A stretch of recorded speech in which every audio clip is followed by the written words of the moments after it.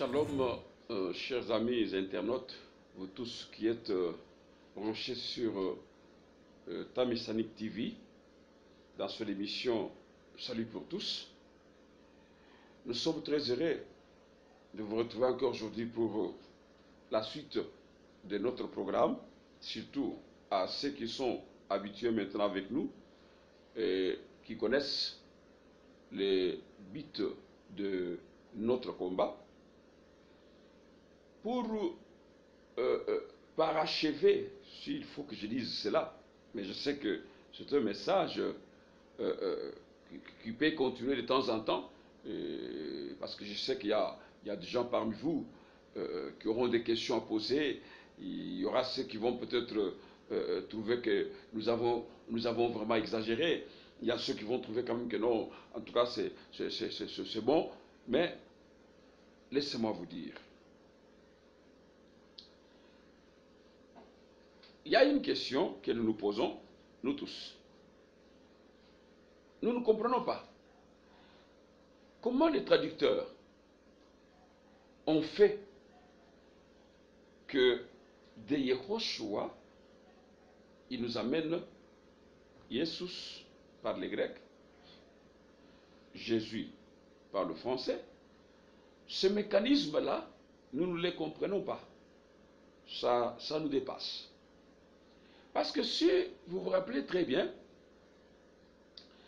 l'un des grands anges, archange Gabriel, envoyé par Elohim Adonai, communiqua à une Galiléenne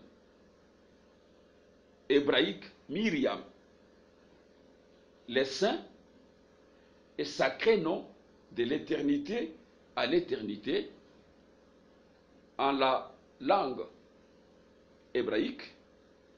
Je voudrais vous lire un peu dans la version Shuraki, dans Luc chapitre 1er. Nous allons prendre le verset 26 à 31. Je suis dans la version Shuraki. Pour ceux qui ont cette version-là, je crois que ce sera une très bonne chose pour pouvoir la consulter souvent. Voilà. Luc chapitre 1er, verset 26 à 31. Au 6e mois, le messager Gabriel est envoyé par Elohim dans une ville de Galilée nommée Nazareth, vers une nubile fiancée à un homme, une vierge. Son nom, Yosef, de la maison de David, nom de la nubile Myriam. Le messager entre près d'elle et lui dit: Shalom, toi qui as reçu la paix, Adonai, Yahweh, est avec toi. Elle, à cette parole, s'aimait fort et réfléchit. Cette salutation, que peut-elle être? Le messager lui dit: ne frémis pas, Myriam. Oui, tu as trouvé chérissement auprès d'Elohim. Voici, tu concevras dans ta matrice et enfanteras un fils. Tu crieras son nom Yehoshua, bien que Shuraki a traduit Yeshua. C'est encore un problème que nous allons peut-être éclairer dans les jours à venir. Ça, c'est la version Shuraki. Comme je vous l'avais dit, je vous la présente. Elle est là. Vous la voyez très bien, Shuraki. Donc, vous comprenez ici que c'est l'ange Gabriel qui vient avec les noms descendus du ciel, envoyé par les porteurs du nom. Il dit: va. L'enfant sera appelé Yehoshua, dans la version Shuraki. Et lorsque vous prenez ce fil de là où nous étions, vous avez compris qu'on nous a dit que Jésus est une forme grecque de l'hébreu, Yehoshua, signifiant Yahweh est salut. Ça dit tout. Les noms signifient tout. Mais je voudrais qu'on fasse un peu une autre lecture dans l'Ancienne Alliance, dans Psaume chapitre 45, verset 18. Ça, c'est roi David. Qu'est-ce qu'il dit? Je rappellerai ton nom dans tous les âges. Aussi, les peuples te loueront-ils éternellement et à jamais. Oh, David dit, je rappellerai ton nom dans tous les âges. Aussi, les peuples te loueront éternellement et à jamais. Mes amis, je vous fais remarquer ici que ce psaume appartient à David. Mais comment faisait-il mention à son époque d'un nom qui devait être rappelé à tous les âges pour que le peuple le loue éternellement? Mais ce qui m'étonne, David n'a jamais connu le français. David n'a jamais parlé le français. Mais quel est le nom dont David fait mention dans Psaume que je rappellerai ton nom? J'insiste beaucoup. Je rappellerai ton nom dans tous les âges, c'est-à-dire même les nôtres, notre âge. Les noms du Créateur doivent être rappelés, doivent être connus. Oh, mais ici, moi je dis, nous tous, nous devons nous poser des questions, mes chers frères et sœurs. Nous tous qui prions, dans n'importe quelle religion, nous devons nous poser la question, nous devons nous interpeller. Quel est ce nom? Ou quel fut le nom prononcé par Gabriel, répété par Myriam et Joseph, que confesseurs les saints apôtres jusqu'à en mourir? Nous avons vu ici. Prenez d'autres versions bibliques. Ne vous cramponnez pas seulement à la version Louis Zécon. Non, non. Cherchez d'autres versions bibliques. Cherchez même des versions hébraïques, vous qui connaissez, vous qui avez cherché les noms qui étaient descendus du ciel. C'est ces noms-là que les apôtres ont proclamés. Et c'est comme ça qu'ils en ont souffert, frères. Je voudrais qu'on voie un peu dans Actes des Apôtres, au chapitre 4. Les apôtres ont témoigné la chose, frères. Actes chapitre 4, au verset 6 à 7. Qu'est-ce que la Bible déclare?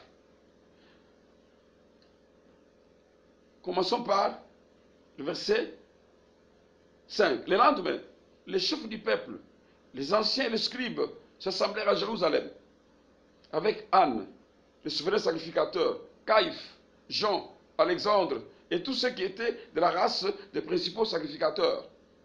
Ils furent placés au milieu de Pierre et Jean et leur demandèrent: par quel pouvoir ou au nom de qui avez-vous fait cela? Par quel pouvoir et au nom de qui avez-vous fait cela? Bien-aimés internautes, parmi vous, je sais qu'il y a beaucoup d'intellectuels qui me suivent.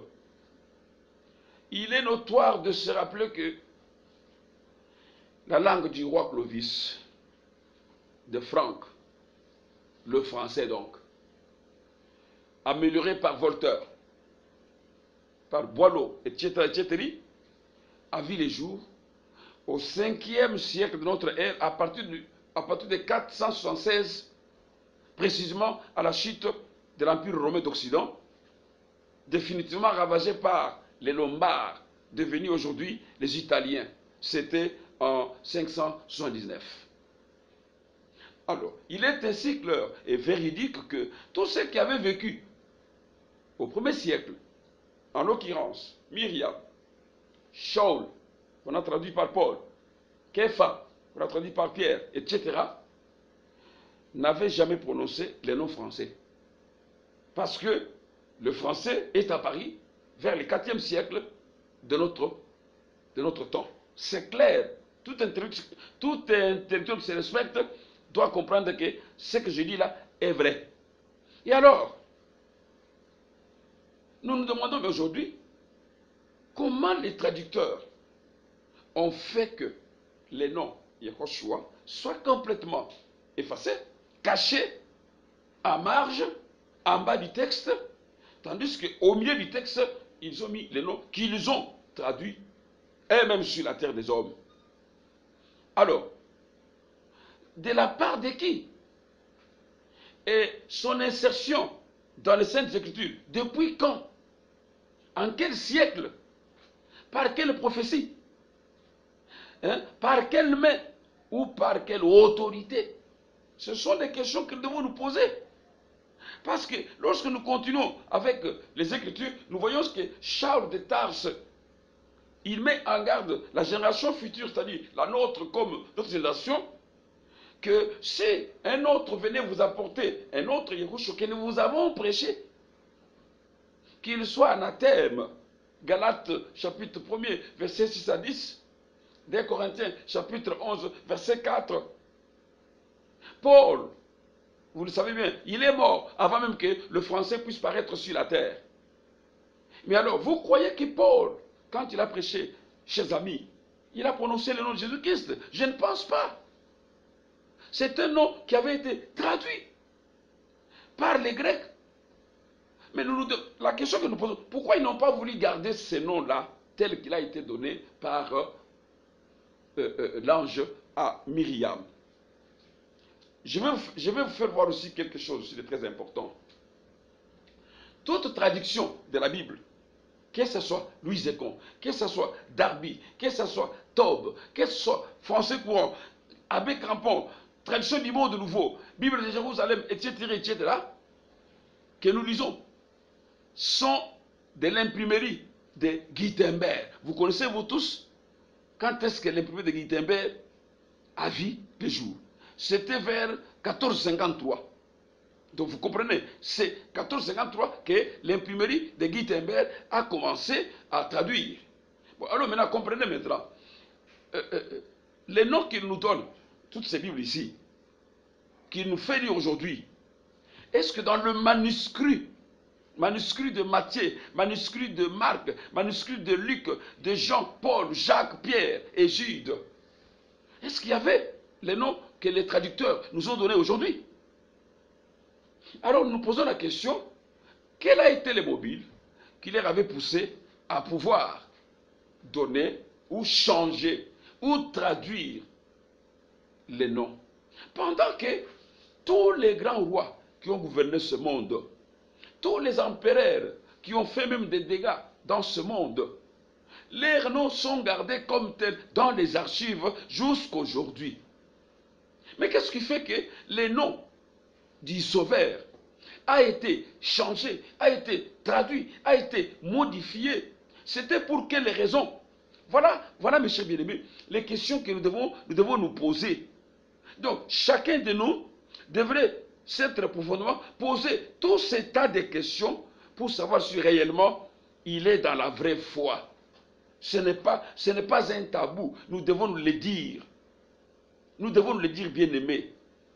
Donc, les chrétiens, les jésuites, tout ce monde qui proclame le nom, tout ce monde qui a les soucis de s'approcher de Dieu, à partir du 4e siècle, les musulmans ou l'islam ont appelé le Seigneur Isha ou Isa, à partir du 4e siècle. Alors vous comprenez que tout ça, c'est autour du nom, autour seulement du nom de celui qui a sauvé l'humanité. Voilà pourquoi nous disons ceci. C'est un souci qui nous anime. À ce que nous puissions tous réfléchir. Parce qu'il y va de notre vie. il va de notre intérêt, mes chers frères et sœurs. Nous n'avons pas, nous ne cherchons pas autre chose. C'est-à-dire que nous voulons qu'on nous explique un peu pourquoi est-ce que ces gens sont allés plus loin pour changer le nom du Seigneur et nous l'apporter dans le monde, pendant que d'autres noms, comme je le disais, sont gardés comme tels dans les archives. Pourquoi? Est-ce que vous croyez, mes chers frères, que les noms les plus difficiles à prononcer, c'est seulement le nom de Yehoshua, Hamashia? Mais dans ce monde, il y a d'autres noms très difficiles à prononcer. Mais on les garde comme tels. J'ai déjà suivi à maintes fois, même les journalistes, quand ils font leurs informations, s'ils prononcent mal les noms de quelqu'un, ils s'excusent. Ils disent, mais en tout cas, vous me pardonnez si je n'ai pas bien prononcé ce nom. Ah, mais comment se fait-il que les noms qui a apporté le salut à l'humanité, bon, on les change comme ça, facilement? Et ils avaient demandé l'autorisation chez qui? Est-ce qu'ils avaient reçu, par exemple, l'autorisation du Créateur lui-même au ciel, que non, voilà, vous, les traducteurs, changez mon nom, à la place de mon nom, mettez. Est-ce qu'ils avaient reçu cette autorisation-là? Parce qu'aujourd'hui, il suffit seulement qu'on prononce mal ton nom, même en retranchant la lettre, soit A, soit OU. Vous allez réagir sur place en disant à la personne que non, non, non, mon nom c'est pas comme ça qu'on le prononce. Mon nom est prononcé comme ça. Et aujourd'hui, avec les systèmes quoi, informatique, ordinateur, tout ce que vous voulez là, il suffit seulement qu'une petite lettre oubliée sur votre nom, mais tout est faussé. Tout est faussé. On vous dira même que non, non, non, non, non, non. Mon ami, nous tous, nous avons des problèmes. Des fois, moi, j'écris mon nom avec, à la fin, I. Mais quand il y a des enfants qui m'écrivent avec Y, j'arrive des fois à des endroits où, pour retirer quelque chose, on me complique. On dit que non, non, dites à ceux qui ont écrit votre nom là, qu'ils enlèvent Y, qu'ils mettent I. C'est ce qui est écrit sur votre carte d'identité ou votre passeport. Oh, mais est-ce que le monde, en faisant cela, ne nous enseigne-t-il pas, mes chers frères et sœurs? Une petite lettre, on vous dit que non, en tout cas, qu'on écrive bien votre nom. Mais seulement les noms qui apportent le salut à l'humanité, facile à traduire, facile à transformer, et nous applaudissons, nous disons que non, ok, c'est bon, allons-y de l'avant. Non, frère, David a dit, je rappellerai ton nom dans tous les âges. Aussi les peuples te loueront éternellement. Je voudrais un peu arriver dans Jean chapitre 17. Je vais lire quelque chose là-bas qui va aussi nous intéresser. Jean chapitre 17. Si nous prenons le verset 6, je suis dans la version Shuraki. 17 verset 6 dit ceci. J'ai manifesté ton nom aux hommes que tu m'as donnés hors de l'univers. Ils étaient à toi, tu me les as donnés et ils ont gardé ta parole. Ça, c'est Yehoshua qui dit. J'ai manifesté ton nom. Ah, vous voyez, donc les noms que Yehoshua portait étaient les noms du Créateur. C'est comme ça qu'il est clair en disant que j'ai manifesté ton nom. Au verset 12 du même chapitre 17, il dit, quand j'étais avec eux, moi je les ai gardés en ton nom que tu m'as donné. Oh, donc vous comprenez que le nom du Créateur, c'est celui que Yehoshua portait. Il dit, je les ai gardés en ton nom que tu m'as donné. Je les ai sauvegardés. Et pas d'un ne s'est perdu sauf le fils de la perdition. Le verset 26 du même chapitre Jean 17 dit ceci. Je leur fais connaître ton nom et je leur ferai connaître, pour que l'amour dont tu m'aimes soit en eux et moi en eux. Écoutez mes frères, il y a une condition là. Je leur fais connaître ton nom et je leur ferai connaître, pour que l'amour dont tu m'aimes soit en eux et moi en eux. Ah, pour que l'amour dont tu m'aimes soit en eux et moi en eux, il faut qu'ils connaissent ton nom. C'est-à-dire, je leur fais connaître, je le leur ferai. C'est-à-dire que, voilà pourquoi, quand il a dit que je leur ferai, c'est pourquoi aujourd'hui, il y a des serviteurs à travers le monde qui sont en train de se battre pour que les noms du Créateur, qui était descendu du trône de la majesté, envoyé par l'ange Gabriel, puissent être connus par le monde entier. Mais pourquoi, bien aimé, vous ne voulez pas vous accrocher au nom qui a été envoyé par l'ange Gabriel, et vous vous accrochez maintenant à celui qui a été conventionné par les hommes sur la terre? C'est là où nous trouvons un peu des problèmes très compliqués. Nous tous, nous avons commencé par là. Mais lorsque Adonai nous a fait grâce de nous faire visiter sa lumière sur les noms, nous avons dit, ah, c'est comme ça. Bien sûr qu'au début, c'était très compliqué, très difficile. Mais comme nous avons été choisis pour connaître ces histoires, nous avons connu et nous avons compris que c'est la vérité. Et c'est comme ça aujourd'hui, nous sommes en train de défendre cela. Amis internautes, vous tous qui nous suivez à travers le monde, c'est une matière un peu compliquée dans un premier temps. Mais si vous avez toutes ces versions bibliques dont je vous ai parlé, vous allez comprendre que nous n'inventons rien. Tout est dans les Écritures. N'allez pas dire que non, mais pourquoi on ne doit pas, si tel est le cas, on doit parler vraiment le vrai. Non, non. Nous parlons du nom. On pouvait traduire la Bible par les traducteurs, ce n'est pas mauvais. Ils ont très bien fait pour que nous puissions connaître la parole d'Élohim. Mais ils pouvaient garder les noms tels qu'il était donné. Ils auraient fait un très bon travail. Mais ils se sont compliqués parce qu'ils ont traduit et les textes et les noms. Et là, ils ont compliqué le monde entier. Voilà, mes chers amis, Temps Messianique TV est là pour partager avec vous ces histoires. Nous savons qu'il y a ceux qui vont dire Amen. Nous savons qu'il y a ceux qui vont dire oh, mais qui est-il lui? Qu'est-ce qu'il nous dit là? Il perd son temps. D'accord, ce n'est pas un problème, mais nous allons de l'avant. Je voudrais quand même que tous ceux qui nous suivent soient bénis et surtout ceux qui restent accrochés à ce que nous disons, que la main d'El Shaddai, la main de Yehoshua HaMashiach soit avec eux.